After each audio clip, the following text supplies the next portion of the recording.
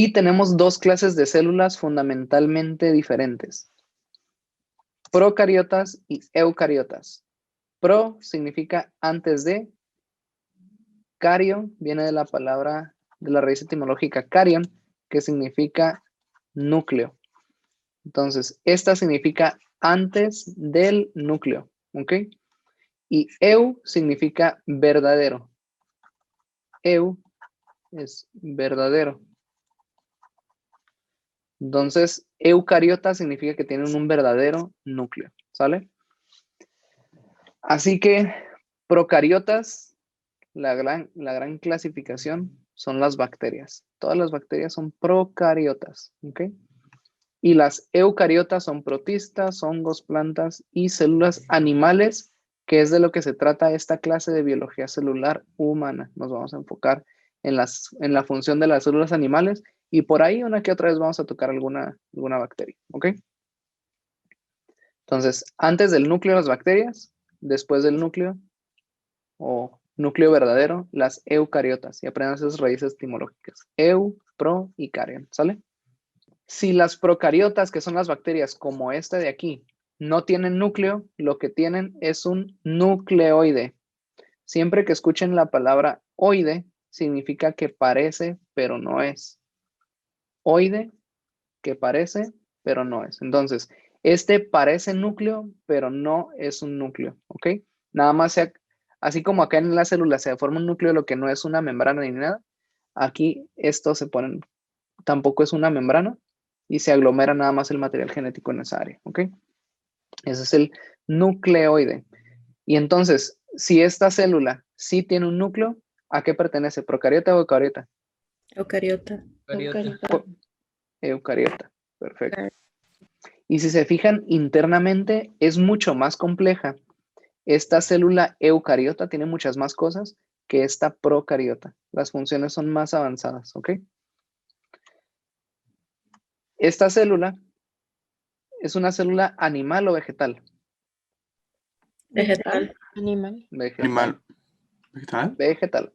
Aquí tiene una pared celular rígida. La pared celular también es distintiva de las células vegetales. Es el equivalente a la membrana celular, que es este círculo alrededor, de las células animales. Esta es una célula animal.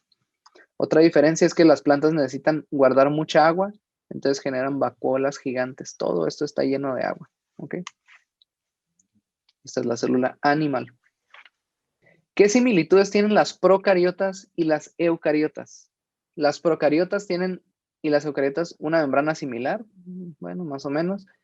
Tienen ambos códigos genéticos, tienen sus ribosomas, tienen algunas rutas metabólicas compartidas como la glucólisis y todo ese tipo de cosas. Forman energía química en forma de ATP y tienen una estructura algo similar. Esto es las similitudes entre las procariotas y las eucariotas. Ahora, ¿cuáles características solo se encuentran en eucariotas? Quiere decir que en bacterias, ¿no? Para empezar, el núcleo, ¿no? Ahí la definición, procariota antes del núcleo, eucariota con un núcleo verdadero, ¿sale? Cromatina es la disposición del material genético. Es cuando el ADN, que lo vemos así en los libros, siempre lo ven así, ¿verdad? Pues en realidad no está así. Sí es una doble cadena, pero esta doble cadena se pliega sobre sí misma y se condensa, etcétera, y ahí se le ponen proteínas por aquí para ponerle como candaditos y que no se desbarate, etcétera, y a esto se le llama cromatina, a la unión de material genético con proteínas, a ese nivel de organización. Organelos citoplasmáticos membranosos complejos, como el retículo endoplásmico, aparato de Golgi, liposomas, endosomas y peroxisomas, eso solo se encuentra en las eucariotas, ¿ok? ¿Qué más? Organelos citoplasmáticos especializados para la respiración aerobia, mitocondrias. ¿Se acuerdan que les dije ahorita que decía ahí los científicos locos que según una procariota se había metido en otra? Solamente las eucariotas tienen mitocondrias, ¿ok? Las procariotas, las bacterias, no tienen mitocondrias de esa manera. Fotosíntesis, los cloroplastos, estos en las células vegetales, que también son parte de las eucariotas, al igual que los animales.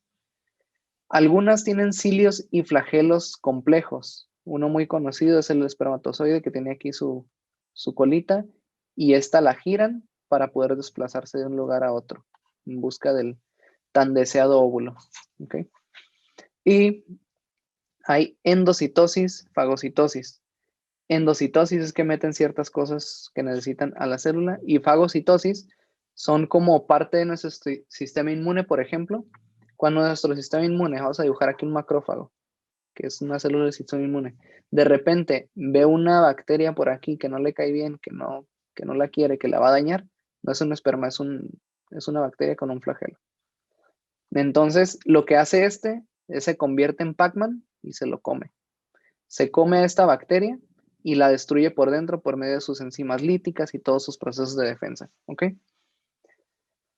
Las eucariotas requieren también una reproducción sexual, con meiosis y fecundación. Esos eran las eucariotas. Ahora, los procariotas, que son las bacterias, se dividen en arquea y eubacteria.